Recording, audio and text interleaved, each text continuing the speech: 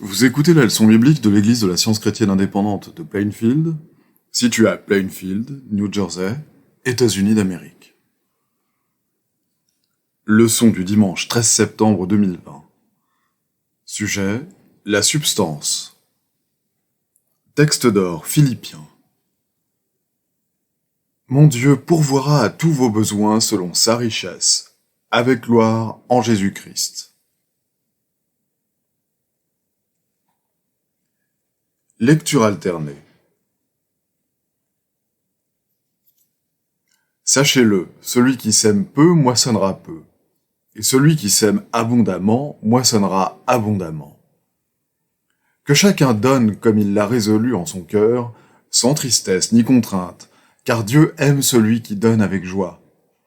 Et Dieu peut vous combler de toutes sortes de grâces, afin que, possédant toujours en toutes choses de quoi satisfaire à tous vos besoins, vous ayez encore en abondance pour toute bonne œuvre. Selon qu'il est écrit, il a fait des largesses, il a donné aux indigents. Sa justice subsiste à jamais.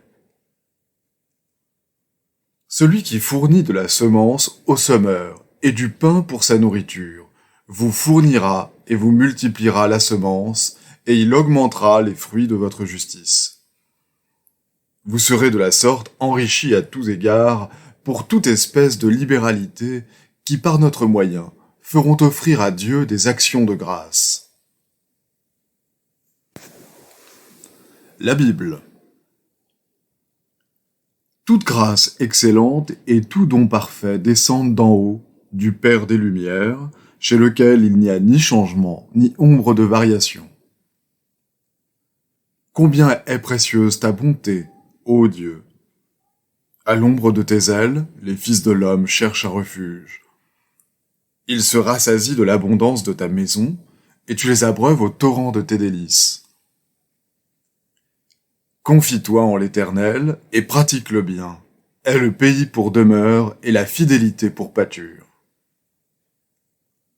Si tu donnes ta propre subsistance à celui qui a faim, si tu rassasies l'âme indigente, ta lumière se lèvera sur l'obscurité, et tes ténèbres seront comme le midi. L'Éternel sera toujours ton guide. Il rassasiera ton âme dans les lieux arides, et il redonnera de la vigueur à tes membres. Tu seras comme un jardin arrosé, comme une source dont les eaux ne tarissent pas. Les tiens rebâtiront sur d'anciennes ruines. Tu relèveras des fondements antiques. On t'appellera réparateur des brèches, celui qui restaure les chemins, qui rend le pays habitable. Jésus, revêtu de la puissance de l'Esprit, retourna en Galilée, et sa renommée se répandit dans tout le pays d'alentour. Il enseignait dans les synagogues, et il était glorifié par tous. Quelqu'un dit à Jésus, du milieu de la foule, « Maître, dis à mon frère de partager avec moi notre héritage. » Jésus lui répondit, « Ô homme, qui m'a établi pour être votre juge, ou pour faire vos partages ?» Puis il leur dit, « Gardez-vous avec soin de toute avarice, car la vie d'un homme ne dépend pas de ses biens, fût-il dans l'abondance. » Et il leur dit cette parabole. Les terres d'un homme riche avaient beaucoup rapporté. Il raisonnait en lui-même, disant, « Que ferai-je, car je n'ai pas de place pour serrer ma récolte. » Voici, dit-il, ce que je ferai. J'abattrai mes greniers, j'en bâtirai de plus grands, j'y amasserai toute ma récolte et tous mes biens. Et je dirai à mon âme, tu as beaucoup de biens en réserve pour plusieurs années, repose-toi, mange, bois et réjouis-toi. Mais Dieu lui dit, insensé, cette nuit même ton âme te sera redemandée, et ce que tu as préparé, pour qui cela sera-t-il? Il en est ainsi de celui qui amasse des trésors pour lui-même, et qui n'est pas riche pour Dieu. Jésus dit ensuite à ses disciples, « C'est pourquoi je vous dis, ne vous inquiétez pas pour votre vie, de ce que vous mangerez, ni pour votre corps de quoi vous serez vêtus. La vie est plus que la nourriture, et le corps plus que le vêtement. Considérez les corbeaux. Ils ne sèment ni ne moissonnent, ils n'ont ni cellier ni grenier, et Dieu les nourrit. Combien ne valez-vous pas plus que les oiseaux? Considérez comment croissent les lys. Ils ne travaillent ni ne filent.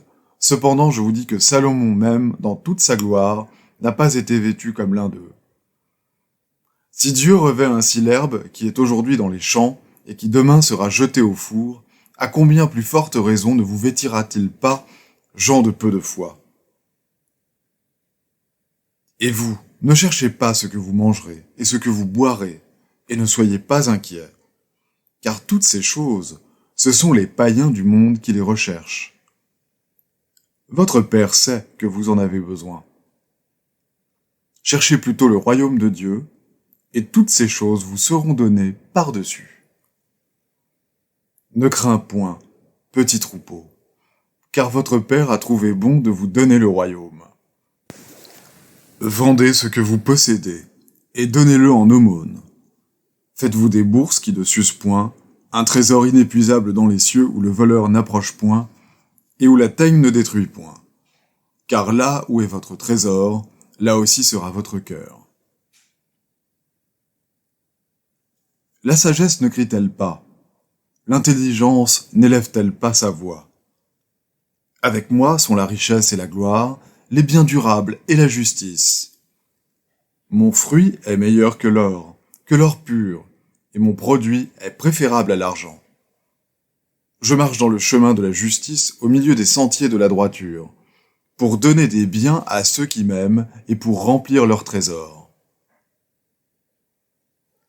Nations, écoutez la parole de l'Éternel et publiez-la dans les îles lointaines. Dites, celui qui a dispersé Israël le rassemblera, et il le gardera comme le berger garde son troupeau. Car l'Éternel rachète Jacob, il le délivre de la main d'un plus fort que lui. Ils viendront et pousseront des cris de joie sur les hauteurs de Sion. Ils accourront vers les biens de l'Éternel, le blé, le mou, l'huile, les brebis et les bœufs. Leur âme sera comme un jardin arrosé, et ils ne seront plus dans la souffrance. Je rassasierai de graisse l'âme des sacrificateurs, et mon peuple se rassasiera de mes biens, dit l'Éternel. Je vais maintenant lire les passages corrélatifs tirés du livre d'études de la science chrétienne, Science et santé, avec la clé des Écritures de Mary Baker Eddy. La substance est ce qui est éternel et incapable de discordance et de décomposition. La vérité, la vie et l'amour sont substance dans le sens où les Écritures emploient ce mot dans l'Épître aux Hébreux. La substance des choses qu'on espère, l'évidence de celles qu'on ne voit pas. L'esprit est la seule substance, l'infini Dieu invisible et indivisible. Les choses spirituelles et éternelles sont substantielles. Les choses matérielles et temporelles sont insubstantielles. Puisque Dieu est substance et que l'homme est l'image et la ressemblance divine, l'homme ne devrait désirer et en réalité ne peut posséder que la substance du bien, la substance de l'esprit, non de la matière. La croyance que l'homme a quelque autre substance ou entendement n'est pas spirituelle et transgresse le premier commandement. Tu auras un seul Dieu, un seul entendement. Croire que la matière est substantielle ou qu'elle a vie et sensation est une des fausses croyances des mortels et elle n'existe que dans une prétendue conscience mortelle. C'est pourquoi, à mesure que nous nous approchons de l'esprit et de la vérité, nous perdons conscience de la matière. Admettre qu'il puisse exister une substance matérielle exige qu'on admette également que l'esprit n'est pas infini, que la matière se crée elle-même, existe en elle-même et qu'elle est éternelle. Il en résulterait l'existence de deux causes éternelles, luttant sans cesse l'une contre l'autre, et cependant, nous disons que l'esprit est suprême et toujours présent. On voit que ce que le sens matériel appelle intangible est substance. Ce qui, pour le sens matériel, semble être substance, devient néant, à mesure que le rêve du sens matériel s'évanouit et que la réalité paraît. Absorbés dans le moi matériel, nous ne discernons et ne reflétons que faiblement la substance de la vie ou entendement. Nier le moi matériel facilite le discernement de l'individualité spirituelle et éternelle de l'homme et détruit les connaissances erronées qui viennent de la matière ou par ce qu'on nomme les sens matériels. Grâce au christianisme, les hommes se détournent naturellement de la matière vers l'esprit, de même que la fleur se détourne de l'obscurité vers la lumière.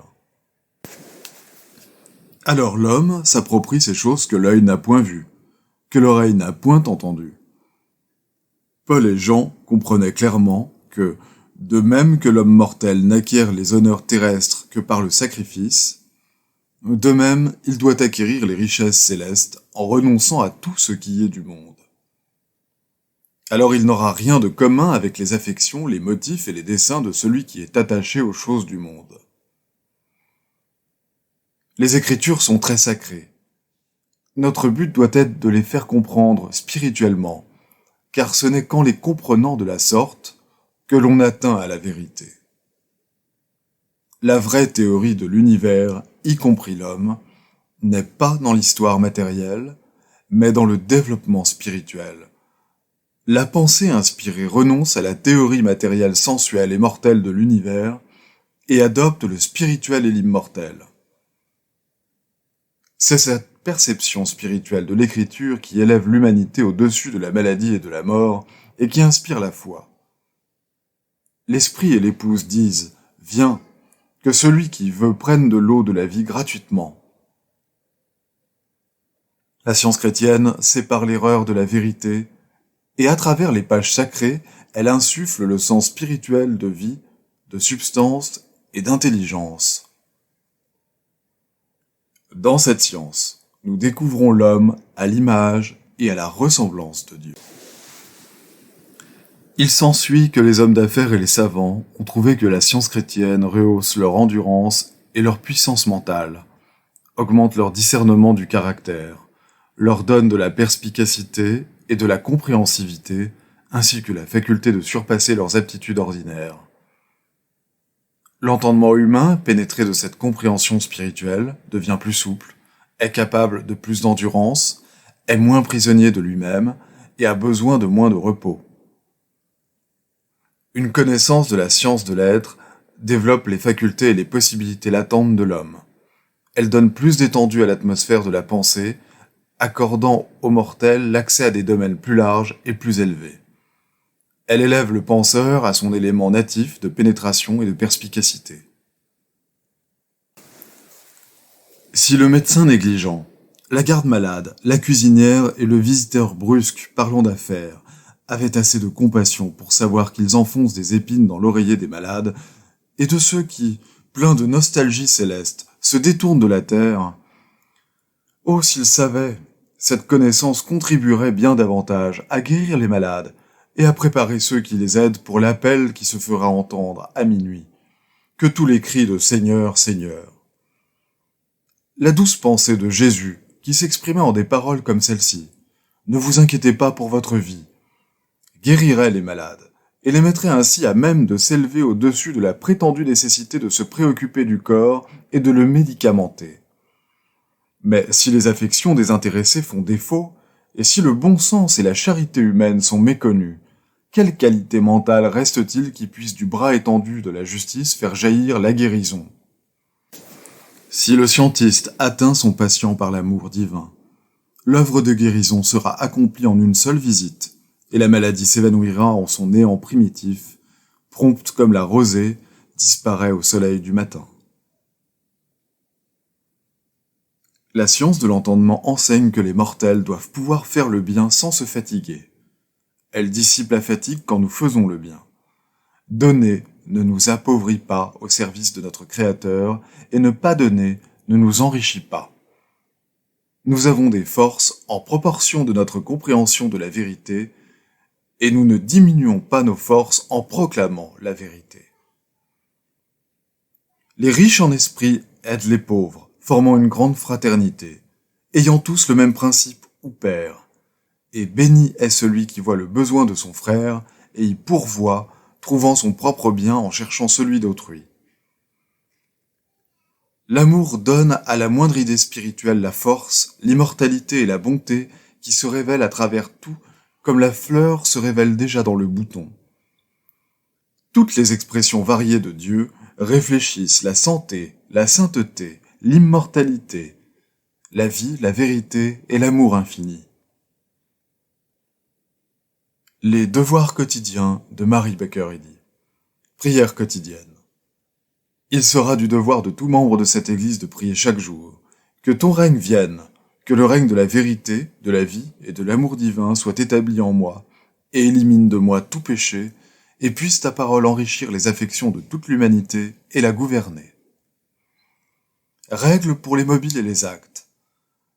Ni l'animosité, ni un attachement purement personnel ne doivent déterminer les mobiles ou les actes des membres de l'Église mère. Dans la science, l'amour divin seul gouverne l'homme, et un scientiste chrétien reflète les douces aménités de l'amour en réprouvant le péché et en manifestant un véritable esprit de fraternité, de charité et de pardon. Les membres de cette Église doivent journellement veiller et prier pour être délivrés de tout mal, pour ne pas prophétiser, juger, condamner, conseiller, influencer ou être influencés d'une manière erronée. Vigilance face au devoir. Il sera du devoir de chaque membre de cette Église de se défendre journellement contre la suggestion mentale agressive et de ne pas se laisser entraîner à oublier ou à négliger son devoir envers Dieu, envers son leader et envers l'humanité. Par ses œuvres, il sera jugé et justifié ou condamné.